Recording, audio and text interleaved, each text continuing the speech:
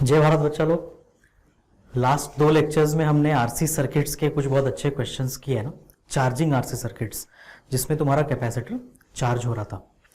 थोड़ा सा और कहानी को हम आगे बढ़ाते हैं। ये तुम्हारी समरी है जो हमने चार्जिंग आरसी सर्किट्स के बारे में पढ़ा है। इन पॉइंट्स को मुझे रिपीट करने की ज़रूरत नहीं है, तुम एक बार इन्हें देख लो और तुम्हें पता चल गया होगा कि अब तक जो हम लोग कर रहे हैं वो सब एक्चुअली यही सब है ना।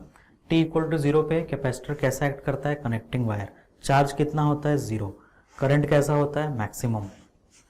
t इक्वल टू इन्फिनिटी पे, जिसको हम स्टेडी स्टेट भी कहते हैं या फिर आफ्टर अ लॉन्ग टाइम भी कहते हैं, कैपेसिटर ओपन सर्किट की तरह काम करता है, चार्ज मैक्सिमम होता है और करंट कितना होता है उस वक्त 0। करंट कहाँ 0 होता है, जिस वायर में कैपेसिटर लगा है वहाँ, है ना, उस पर्टिकुलर वायर में करंट की वैल्यू क्या होगी 0। तो यहाँ तक आपने पढ़ा। अभी तक जो भी इक्वेशन अपने को पता चला वो हमने मैथमेटिकली भी प्रूव किया है ना, क्यू वाले इक्वेशन से भी पता चल रही थी ये सारी चीजें, और हमने सर्किट्स भी सॉल्व कर लिए उसके ऊपर, है ना। अब चार्जिंग आरसी सर्किट में है ना, चार्जिंग ऑफ अ कैपेसिटर ही टॉपिक है। इसमें हमें कैलकुलेट करना है current as a function of time, ठीक है। तो current as a function of time कैसे कैलकुलेट करेंगे, Q is equal to Q naught 1 minus ई का power minus T by tau. ये क्या है, ये है charge as a function of time. तो current as a function of time क्या करोगे बताओ। मैं इस ब्रैकेट को अगर ओपन कर लूँ तो ये Q not minus Q not into E minus T by tau. तो ऑब्वियसली अगर मुझे करंट निकालना है तो मुझे कुछ भी नहीं करना, मुझे बस इतना करना है ना। चार्ज को मैं क्या करूँगा, डिफरेंशिएट कर दूंगा टाइम से। तो क्यू नॉट एक कांस्टेंट, तो इसका डिफरेंशिएशन हो जाएगा 0 माइनस ये क्यू नॉट तो ऐसे ही रहेगा क्योंकि ये भी कांस्टेंट है। अब इससे e का पावर x, e का पावर x का डिफरेंशिएशन e का पावर x ही होता है ना। जो भी x की जगह वो पूरा का पूरा मैंने लिख दिया, लेकिन जो x का कोएफिशिएंट है वो मल्टीप्लाई होकर के बाहर आएगा। तो बोले यहाँ पे x का काम कौन कर रहा है, t का कोएफिशिएंट कितना है -1 बाई टाउ। टी का कोएफिशिएंट कितना है -1 बाई टाउ। तो ये जो पूरी चीज है तुम्हारी ये -1 बाई टाउ से मल्टीप्लाई हो जाएगी। तो आई क्या बनेगा तुम्हारा, ये तुम्हारा -1 बाई टाउ, तो ये बन जाएगा तुम्हारा क्यू नॉट बाई टाउ, है ना। ये प्लस हो गया क्यू नॉट बाई टाउ और ई का power minus T by tau. तो तुम्हें इसको ना ये क्यू नॉट बाई टाउ याद नहीं रखना है। ये वैल्यू क्या है तुम्हारी, ये आई नॉट है, ये मैक्सिमम वैल्यू ऑफ करंट है ना। ये वाला एक्सप्रेशन ये मैक्सिमम वैल्यू ऑफ करंट है। मतलब मैं इसको कैसे लिख सकता हूँ, I equal to I naught ई का power minus T by tau. कैसे पता सर आपको कि ये मैक्सिमम वैल्यू ऑफ करंट है, इस एक्सप्रेशन में t की वैल्यू 0 डालो। अगर तुम यहाँ t की वैल्यू 0 डाल दोगे ना तो ये वैल्यू ई नॉट, तो ये वैल्यू कितनी हो जाएगी, ये पूरा टर्म 1 हो जाएगा ना। e का पावर -0 मतलब e का पावर 0 1 और 1 मल्टीप्लाइड बाई आई नॉट, है ना। तो आई नॉट करंट कब होता है, t इक्वल टू 0 पे, और t इक्वल टू 0 पे करंट क्या होता है मैक्सिमम। इसीलिए ये जो एक्सप्रेशन आया ये क्या है, ये मैक्सिमम वैल्यू ऑफ करंट है। तो तुम्हें ना उसको क्यू नॉट बाई टाउ याद नहीं रखना है। क्यों, क्योंकि तुम्हें पता है अलग अलग सर्किट का क्यू नॉट अलग होगा और सर्किट का टाउ भी अलग होगा। तो तुम बस इतना समझो कि जो भी ये e का power minus T by tau का कोएफिशिएंट है, e का power minus T by tau का कोएफिशिएंट, ये टर्म है ना, ये मेरा आई नॉट हो जाएगा मैक्सिमम वैल्यू। क्लियर। तुम देखो थोड़ा सा डिफरेंस है, वहां पे 1 माइनस ई का पावर माइनस टाउ था, यहाँ पे डायरेक्ट ई का पावर माइनस टाउ है। वहां मतलब कहाँ, चार्ज के इक्वेशन में ना, ये चार्ज के देखो ब्रैकेट में 1 माइनस ई का पावर माइनस टाउ है और ये तुम्हारा आई नॉट इंटू ई का power minus T by tau है। अगर तुम इसको सिंपल सर्किट के लिए बनाओ, सिंपल सर्किट मतलब क्या, जो हमने सर्किट अभी तक बनाया है, एक रेजिस्टर, एक कैपेसिटर और एक बैटरी। तो इसमें अपने को अगर ये तुम्हारा C है, ये R है और ये E है, तो अपने को मालूम है कि ऐसे सर्किट में Q नॉट की जो वैल्यू होती है ना, इस सर्किट में जो Q नॉट की वैल्यू होगी, Q नॉट की वैल्यू कितनी होगी CE, है ना, CE डिवाइडेड बाई टाउ। बोलो टाउ की वैल्यू क्या होगी RC इंटू ई का power minus T by RC। तो ये C और C कैंसिल हो जाएगा, तो I की वैल्यू क्या मिलेगी तुम्हें, E by are into E का power minus T by tau. और यही E बाई आर मुझे बताओ इस सर्किट का मैक्सिमम करंट था ना, जो t इक्वल टू 0 पे होता था, t इक्वल टू 0 पे करंट d बाई आर ही था ना। सॉरी, ये अगर 0 है ना, ये अगर 0 है तो ये E है, तो ये भी E है, और ये 0 है क्योंकि अभी t इक्वल टू 0 पे कैपेसिटर चार्ज नहीं होता है, तो ये पॉइंट भी 0 होता था, तो इस करंट की वैल्यू E बाई आर ही थी ना, तो ये वही आई नॉट है तुम्हारा। बट ये एग्जैक्ट एक्सप्रेशन कब आएगा तुम्हारा, और यहाँ टाउ की जगह तुम आरसी लिखोगे, है ना, ये टाउ की जगह क्या लिखोगे, आरसी। ये एग्जैक्ट एक्सप्रेशन तब आएगा जब सर्किट ऐसा सिंपल होगा, नहीं तो ये तुम्हारा जनरल फॉर्मूला। क्लियर सभी को ये चीज? तो ये हमारा current as a function of time हुआ। क्लियर? अब तुम ध्यान से देखो ना, जैसे हमने Q वर्सेस T ग्राफ बनाया था, वैसे ही हम I वर्सेस T ग्राफ भी बना सकते हैं। ग्राफ को देखने के पहले बात को सुन लो, T इक्वल टू 0 पे करंट मैक्सिमम, ये वैल्यू को भूल जाओ, है ना, सॉरी ये वैल्यू को भी मत देखो, ये करंट मैक्सिमम। ये E बाई आर कौन सी वैल्यू है, ये E बाई आर ये वाली वैल्यू है। ये E बाई आर कब आएगा, जब सर्किट ऐसा होगा। बट अगर कोई हम जनरल सर्किट की बात करेंगे तो मुझे यहाँ E बाई आर ना लिख के क्या लिखना चाहिए, यहाँ मुझे आई नॉट लिखना चाहिए। क्लियर? और जैसे जैसे समय पार होगा करंट क्या होना चालू हो जाएगा, कम, और धीरे धीरे करके करंट कब 0 हो जाता है, जब ये T इक्वल टू इन्फिनिटी पे चल जाएगा। इसलिए देखो ग्राफ को ऐसे करके छोड़ दिया गया है। क्लियर? समझ आया? ये ग्राफ रेक्टेंगुलर हाइपरबोला नहीं है, ये ग्राफ एक्सपोनेंशियल ग्राफ है। रेक्टेंगुलर हाइपरबोला यहाँ भी टच नहीं करता ना, वो यहाँ भी ऐसे ऊपर जाके इन्फिनिटी पे करता है। रेक्टेंगुलर हाइपरबोला के लिए ग्राफ 1/x होना चाहिए, 1/x ग्राफ नहीं है, ये e का पावर x ग्राफ है, इनफैक्ट e का पावर -x ग्राफ है ये। ठीक है, तो ये इसको ये मत सोचना कि रेक्टेंगुलर हाइपरबोला, इस तरह के ग्राफ को हम एक्सपोनेंशियल ग्राफ कहते हैं ना। जो भी e का पावर होता है वो ग्राफ क्या कहलाता है, एक्सपोनेंशियल। तो जो तुमने चार्ज का भी ग्राफ बनाया वो भी एक्सपोनेंशियल था, क्यों? क्योंकि उसमें e का पावर था। एक्सपोनेंशियल टर्म का मतलब क्या है, जैसे hyperbola, parabola, straight line, circle, ऐसे अलग अलग इक्वेशन के नाम थे और ग्राफ थे, वैसे ही एक्सपोनेंशियल एक अलग फंक्शन है और ये उसका ग्राफ है। क्लियर? तुम्हें बस क्या याद रखना है कि शुरू में करंट मैक्सिमम है और समय के साथ साथ ये क्या होता जा रहा है, कम, और कब 0 हो जाएगा, इन्फिनिटी पे। तो 1 टाउ के बाद, है ना, एक टाइम कांस्टेंट के बाद करंट कितना हो जाता है, 0.37 आई नॉट हो जाता है। कितना हो जाता है करंट, 0.37 आई नॉट। चार्ज कितना हो जाता था, वो 0.63 हो जाता था। तो करंट 37% हो जाता है और चार्ज कितना हो जाता है, 63%।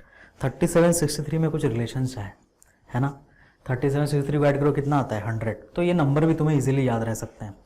37% कैसे हो जाता है ये भी कैलकुलेट कर लेते हैं, आ जाओ। करंट का एक्सप्रेशन क्या है, I equal to I naught ई का पावर -t बाई टाउ। तो एक टाइम कांस्टेंट के बाद करंट कितना हो जाएगा, एक टाइम कांस्टेंट मतलब t की वैल्यू में क्या लिखूंगा, 1 टाउ। तो अगर मैं t की वैल्यू 1 टाउ डाल दूंगा, है ना, 1 टाउ बाई टाउ, तो ये क्या हो जाएगा, आई नॉट ई का पावर -1 मतलब आई नॉट बाई ई, और आई नॉट बाई ई मतलब अप्रोक्सीमेटली 2.7 के इक्वल होता है। जब तुम ये आई नॉट बाई 2.7 करोगे तुम्हें वैल्यू ये 0.37 आई नॉट ही मिलेगी। ये वही वैल्यू है, समझ आ गया तुम्हें? चार्ज का इक्वेशन 1 माइनस ई का पावर -t बाई टाउ था, तो वो 63% आता है। ये सिर्फ ई का पावर -t बाई टाउ है करंट का इक्वेशन, है ना, यहाँ 1 माइनस नहीं आ रहा ना, यहाँ सिर्फ ई का पावर -t बाई टाउ है, तो 37% हो जाता है।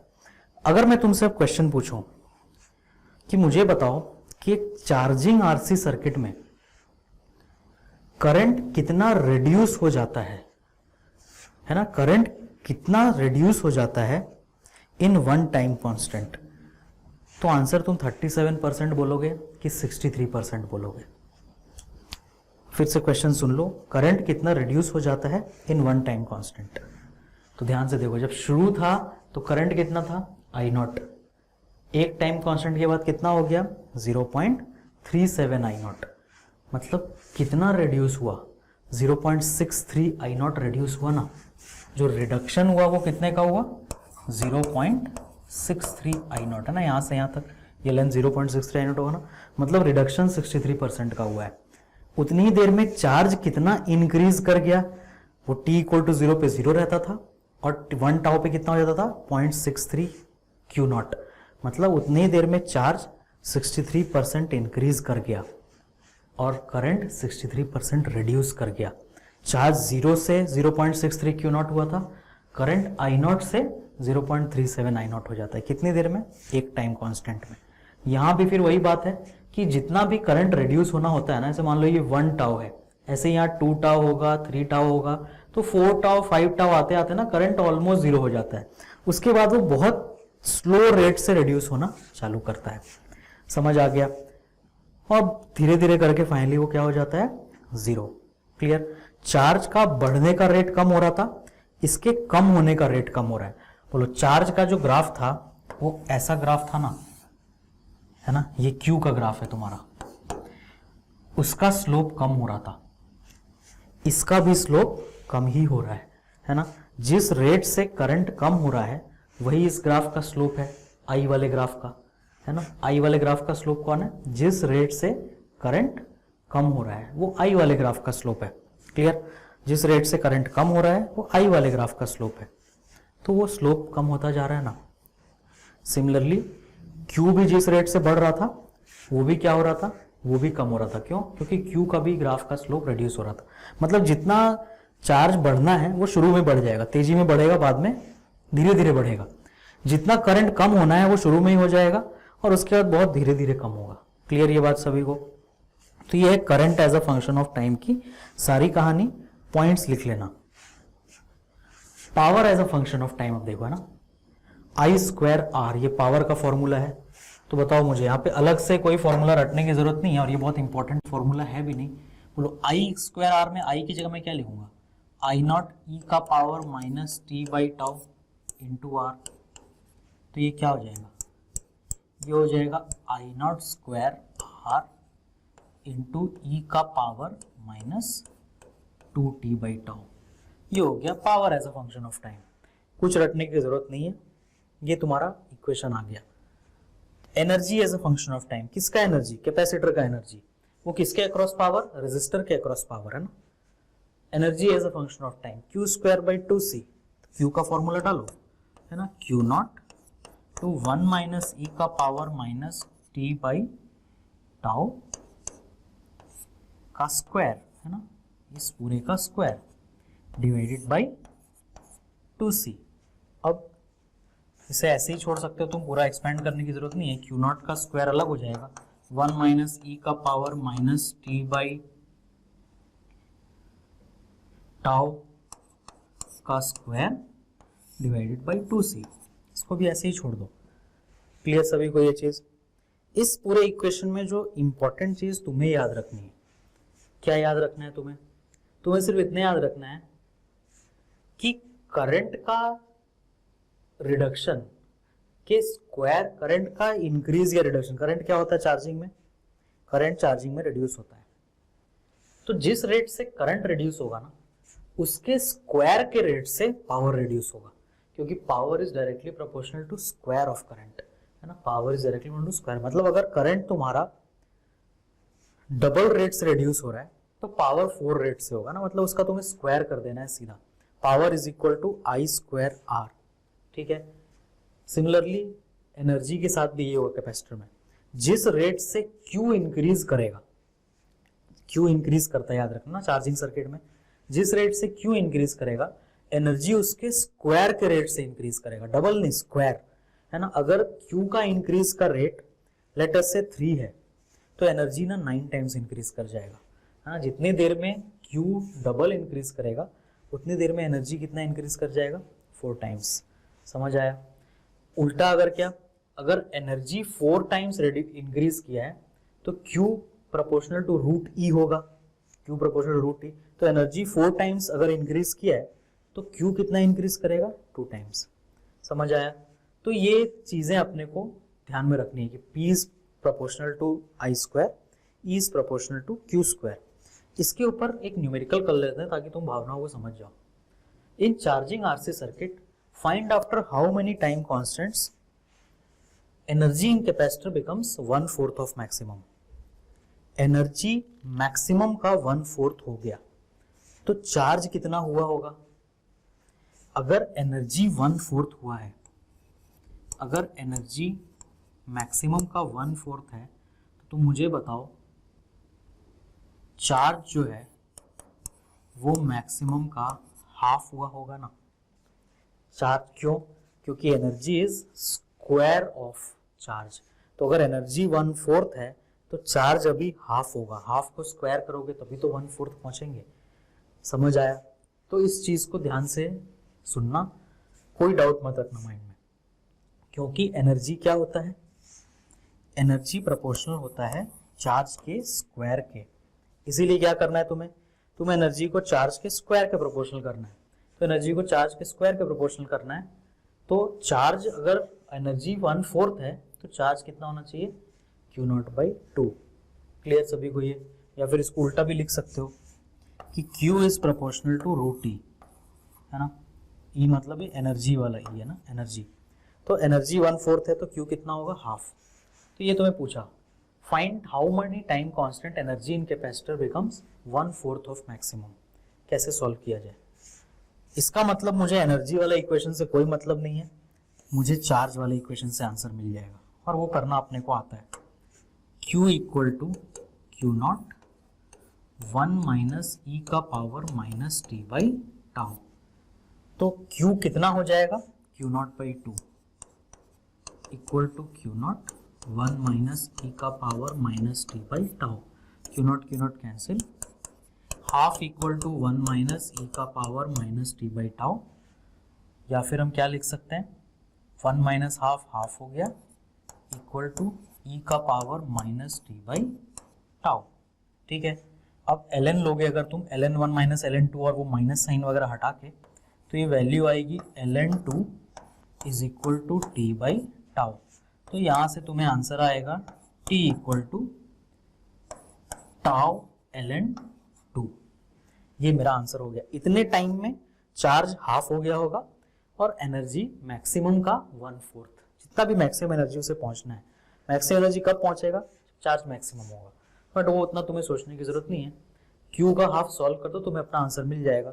ln2 को लॉग में तुम कन्वर्ट कर सकते हो ना, 2.303 इंटू log 2 से, है ना। कितना हो जाएगा ये? टाउ इंटू 2.303, और log 2 की वैल्यू कितनी होती है? 0.30। तो ये कितना हो गया? 0.30, ये 0.69 टाउ हो गया ना, 0.69 टाउ। ये मेरा आंसर हो गया। क्लियर? एक क्वेश्चन और करते हैं। After how many time constants power dissipated becomes 1/4। अगर पावर 1/4 हो गया, इसका मतलब क्या है? अगर पावर 1/4 टाइम्स है तो करंट भी जरूर हाफ होगा ना। वही बात, करंट कितना हो गया होगा? हाफ, क्योंकि करंट का स्क्वायर करते हैं तो पावर मिलता है। करंट का स्क्वायर करोगे पावर मिल रहा है ना, तो करंट कितना होगा? हाफ। बस सॉल्व कर दो। अब करंट की इक्वेशन सॉल्व कर लेंगे। ठीक है, I is equal to I0 E का power minus T by tau. I कितना हो जाना है? I0/2। तो इस इक्वेशन को सॉल्व करके हमें अपना t मिल जाएगा ना। तो 1 इज इक्वल टू क्या हो गया? E का power half is equal to E का power minus T by tau. तो ये क्या आएगा तुम्हारा? हाफ इक्वल टू E का power minus T by tau. अब अगर तुम इसे सॉल्व करोगे और अपने t की वैल्यू निकालोगे तो तुम्हें अपना आंसर मिल जाएगा। क्लियर है सभी को ये चीज? तो क्वेश्चन कंप्लीट करो। आरसी सर्किट देखने में टॉपिक टफ लगता है, लेकिन एक्चुअल में ये इजी टॉपिक है ना, इसमें ऐसा कुछ भी टफ नहीं है जो तुमसे ना सॉल्व हो सके। तो इन क्वेश्चंस को करो, और जैसे जैसे तुम क्वेश्चंस करोगे वैसे वैसे तुम्हें लगेगा कि एक्चुअल में जो हम, अगर कोई कॉम्प्लेक्स सर्किट एग्जाम में आता सर्किट थ्योरी से, उससे ज़्यादा फास्ट एक्चुअल में हम आरसी सर्किट के क्वेश्चन सॉल्व कर सकते हैं। ठीक है, तो इस पॉइंट पे हमारा जो चार्जिंग आरसी सर्किट्स वाला जो पार्ट है ना, वो हमारा कंप्लीट हो गया। ठीक है, तो इसके आगे अब हम लोग नेक्स्ट लेक्चर में कंटिन्यू करेंगे। जय भारत।